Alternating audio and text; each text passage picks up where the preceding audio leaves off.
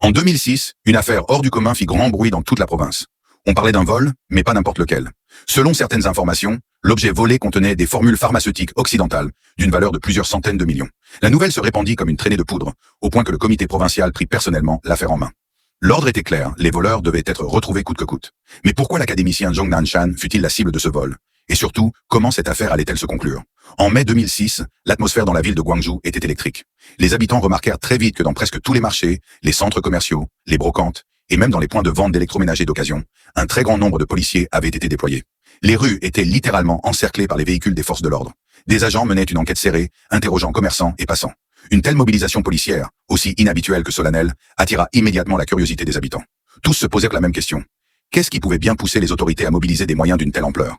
Très vite, l'affaire monta encore d'un cran. Même le bureau du comité provincial de Gwangju fut alerté. Après avoir lu le rapport complet de l'enquête, le secrétaire du comité ordonna personnellement aux services concernés de coopérer étroitement et de résoudre cette affaire dans les plus brefs délais. Qu'un haut dirigeant provincial supervise directement une enquête ne fit qu'accroître la curiosité générale. Quel criminel pouvait donc être si dangereux et sans foi ni loi pour mériter une telle traque nationale? Mais la vérité, lorsqu'elle fut révélée, laissa tout le monde sans voix. Il ne s'agissait pas d'une série de meurtres sanglants ni d'un attentat terroriste. Ce n'était qu'un vol à l'arraché. Oui, un simple vol, mais pas ordinaire. La victime n'était autre que l'académicien Zhong Nanshan, figure respectée du monde médical chinois. Ce qui avait été dérobé semblait n'être qu'un ordinateur portable d'une valeur de 7000 yuan. Mais l'essentiel n'était pas le prix du matériel. Dans cet appareil se trouvaient des documents d'une importance capitale, capables de concerner la sécurité et les intérêts de tout un pays. En effet, le contenu de cet ordinateur dépassait l'imagination. Il renfermait des formules pharmaceutiques inédites valant des milliards, ainsi que des dossiers classés secrets d'État. La perte de ces données n'aurait pas seulement représenté un préjudice économique, mais aurait constitué un coup dur pour la réputation et la sécurité du secteur médical chinois, avec des conséquences incalculables. Mais comment ce vol avait-il eu lieu? Le 8 mai 2006, vers 8 heures du matin, comme à son habitude, Zhong Nanshan quitta l'appartement de fonction du corps enseignant de la faculté de médecine de Gwangju. Il sortit par la porte latérale, empruntant la rue qui menait à l'entrée principale de l'établissement. Dans sa main droite, il portait un ordinateur portable, et dans sa main gauche, un sac. C'était une routine qu'il avait répétée des dizaines de fois, sans jamais se méfier. Marchant tranquillement, il réfléchissait à ses affaires.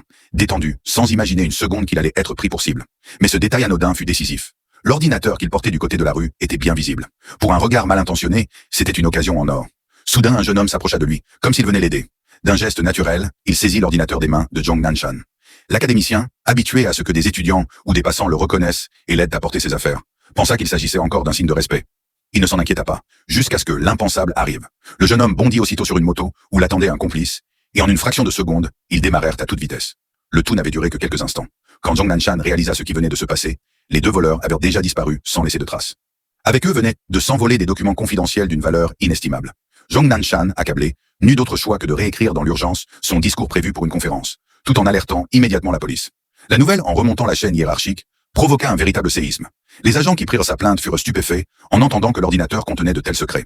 Leurs supérieurs, une fois informés, réagirent comme en état d'alerte. L'affaire remonta si vite qu'elle arriva directement sur le bureau du secrétaire provincial. Et c'est ainsi qu'une mobilisation policière d'une ampleur exceptionnelle fut lancée dans toute la province. Pourtant, les deux jeunes délinquants n'avaient aucune idée de l'importance de leur butin. Ils n'avaient pas ciblé Zhong Nanshan. Ils n'avaient pas préparé leur coup. Leur geste n'était que l'opportunisme de voyous voyant un ordinateur de valeur facile à saisir. Mais face à la vaste toile d'araignée policière qui s'abattit sur la ville, leur fuite ne pouvait durer longtemps. Rapidement, la police mit la main sur un premier indice. L'ordinateur avait déjà été revendu. Cette nouvelle compliqua énormément l'affaire. Les forces de l'ordre étendirent leur surveillance à tous les marchés de seconde main, aux magasins d'électroménager d'occasion, et même au marché noir. C'est alors qu'un fait surprenant se produisit.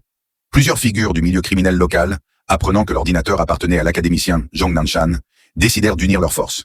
Ils publièrent un véritable avis de recherche dans les bas-fonds, promettant une récompense de 24 millions à quiconque donnerait des informations. La pression montait. Le 17 mai, la police arrêta un premier suspect, Aming. Sous interrogatoire, il avoua que le jour même du vol, un homme du nom de Shen Xiuhua avait acheté un ordinateur portable de marque Fujitsu, correspondant exactement à celui volé. Shen Xiuhua fut arrêté peu après.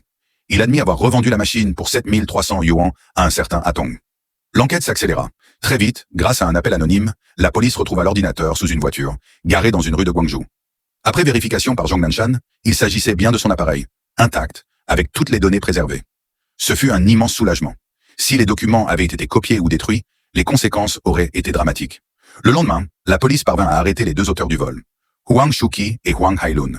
Ces deux jeunes étaient déjà connus des services de police pour des antécédents de petits délits. Quant à Shen Xiuhua, il tenta de se défendre en prétendant qu'il ignorait s'agir d'un bien volé. Mais ses mensonges furent vite démontés. Il était en réalité un receleur expérimenté, déjà condamné dans le passé. L'affaire suscita un vif débat dans la société. Devait-on juger les voleurs uniquement sur la valeur matérielle de l'ordinateur, soit 7 000 yuan, ou fallait-il prendre en compte la valeur inestimable des documents qu'il contenait? Certains estimaient que les coupables n'avaient pas conscience de l'importance du contenu et qu'ils ne devaient être condamnés que sur la base du prix de l'appareil. D'autres soutenaient au contraire que la gravité des faits exigeait une peine exemplaire, compte tenu du risque immense que ce vol avait représenté pour le pays. Finalement, le verdict tomba.